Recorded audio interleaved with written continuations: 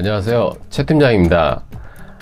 오늘 영상은 채권 출심하는 이제 방법 중에 판결문이 있다든가 아니면 이제 공정증서가 있을 경우에 여러 가지 이제 채권 출심하는 방법이 있습니다. 예를 들어서 통장을 압류를 한다든가 아니면 부동산을 압류를 한다든가 이런 통상적인 채권 출심하는 방법, 압류를 통해서 진행하는 방법들 중에서도 유체동산을 압류를 해서 채권 출심하는 그런 이제 방법이 하나가 있습니다. 그래서 오늘 다뤄볼 내용은 유체동산 압류를 통해서 채권 출심하는 이러한 이제 방법을 한번 간단하게 알아보도록 해보겠습니다. 유체동산 압류라는 거는 말 그대로 유체동산을 이제 압류를 하는 그런 내용이 되겠습니다. 유체동산이라는 거는 가장 쉽게 이제 설명을 해보면은, 예를 들어서 우리 이제 집에 가면 이제 살림살이들 압류를 딱지 붙인다라고 이제 얘기를 많이 하죠. 예를 들어서 옛날에는 차업 붙인다라고 이제 얘기를 합니다. 그런 말로 이제 통용이 많이 됐습니다. 집에 이제 살림살이 도구, 이렇게 차업 붙인다, 압류한다, 이렇게 이제 딱지 붙인다, 이런 말로 알아듣게 이제 설명을 드리면은 그렇습니다. 그런데 이제 집에 살림살이를 이제 압류를 하는 경우도 있겠고, 예를 들어서 이제 공장에 제조업을 이제 하는 이런 업종인 경우에는 공장에 이제 기계류 같은 경우도 해당이 되겠고, 예를 들어서 이제 상거래일 경우 이제 해당이 되는 거죠. 그럴 경우도 해당이 되겠고, 예를 들어서 이제 이런 가게, 점포, 일 경우에는 그 점포에 있는 상품들, 물건, 예를 들어서 안경점이라 그러면은 그 안경점에 있는 어떤 이렇게 진열이 되어 있는 안경이라든가 이런 이제 상품들 또 해당이 됩니다. 압류할 수 있는 품목들 중에. 근데 그 이외에 압류할 수 없는 이제 품목들도 있습니다. 이제 그런 거를 제외한 나머지 품목들은 압류가 이제 가능합니다. 그래서 압류를 해서 통상적으로 이제 그거를 감정을 해서 이제 경매를 해가지고 채권 만족을 이제 얻는 이런 방법이 유체동산 압류를 통한 채권 회수하는 방법이라고 이제 통상적으로 얘기를 합니다. 근데 이제 중요한 거는 이 유체동산 압류를 해서 채권 회수를 하는데 이 한 가지 이제 중요한 주의할 점이 하나가 있습니다. 예를 들어서 가장 중요할 점이 뭐가 있느냐면은 채권 금액입니다. 채권 금액. 채권 금액이 예를 들어서 1,000만 원 이상, 예를 들어 2천만 원, 3천만 원, 억대, 1억대 이런 채권 금액일 경우에는 의미가 사실 없다는 얘기예요.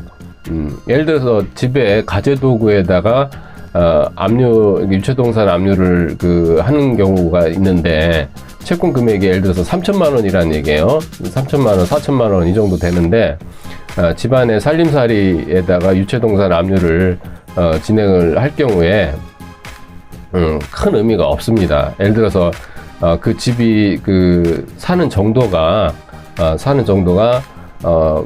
아주 고가의 고급 주택에 살지 않는 이상, 일반 가정집일 경우에는 감정을 했을 경우에 집에 가봐야 있는 살림살이 뻔하지 않습니까? 우리 일반 중산층 사는 집에 무슨 고가의 이런 살림살이가 있을 리 만무하잖아요. 가정집에 TV, 냉장고, 가전제품 이런 거 이외에 있을 만한 물건들이 뻔하지 않습니까? 그러면 거기에 딱지 붙여봐야 나중에 중고 가격으로 환산해봐야 200~300만 원 이상 나오지가 않아요. 외진간에서는. 그렇다고 해서 집행관들이 아주 속속들이 무슨 살림살이를 다 뒤져가지고 무슨 귀중품이라든가 이런 거를 찾아서 이렇게 압류를 한다든가 딱지를 붙인다든가 이렇지를 않습니다. 그렇기 때문에 보통 유체동산 압류는 1,000만 원 미만, 500만 원 미만 이런 소액 채권일 경우에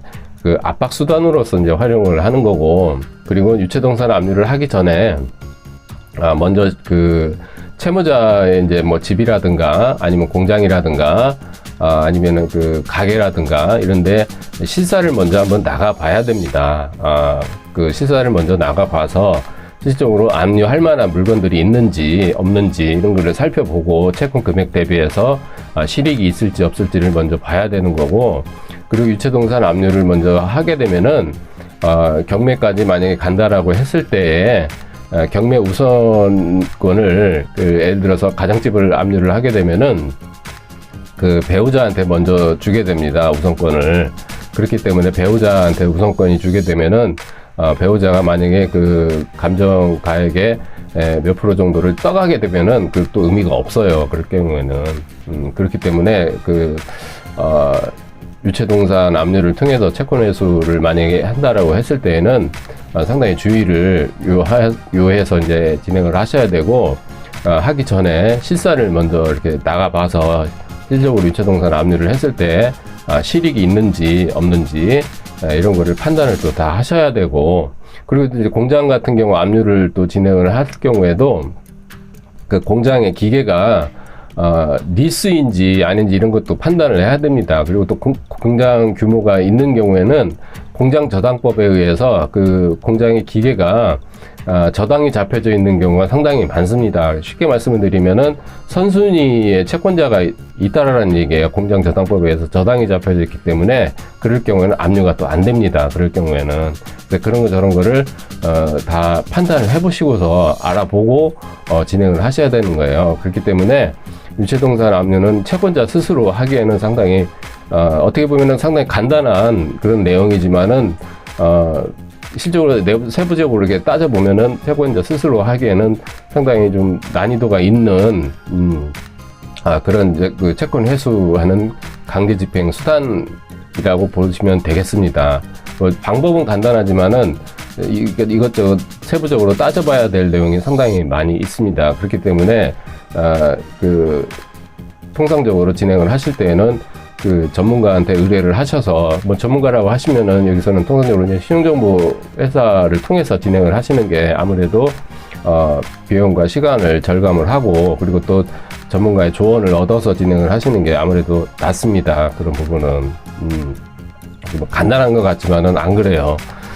그래서 유체동산 압류를 해서 이제 채권 회수를 진행을 하실 때에는 그 금액이 상당히 중요합니다. 채권 금액이 얼마 정도 되는지, 가정집을 압류를 하는 건지, 그 가정집에 유체동산을 압류를 하는 건지, 아니면은 뭐 가게, 예를 들어 상거래일 경우에 그 가게를 압류를 하는 건지, 아니면은 무슨 공장 기계류를 압류를 하는 건지, 이런 것도 상당히 중요하고, 물론 압류를 하려 그러면 판결문이 있어야 됩니다. 그냥 무슨 뭐 차용증이라든가 이런 거 가지고는 압류가 안 되는 거겠죠. 당연히 뭐 차용증이라든가 공정증서라든가 이런 그 판결문에 준하는 이런 서류들이 있어야 압류가 가능하겠고요. 그래서 그런 서류들을 갖추고 나서 만약 판결문이 없으면 당연히 재판을 통해서 판결문을 획득을 해서 이제 압류가 진행이 되어져야 됩니다. 그렇기 때문에 그 내용은 간단하겠지만은 그 세부적으로 안을 들여다보면은 상당히 복잡한 내용들이 상당히 많습니다. 그래서 그 채권 금액도 상당히 고려해야 될 사항들이 상당히 많기 때문에 그냥 단순하게만 생각을 하시고 유체동산을 압류를 하시는 거는 아무래도 좀 그 부담이 간다라는 말로 결론을 지으면서 오늘 영상을 마치도록 하겠습니다. 이상 최 팀장이었습니다. 감사합니다.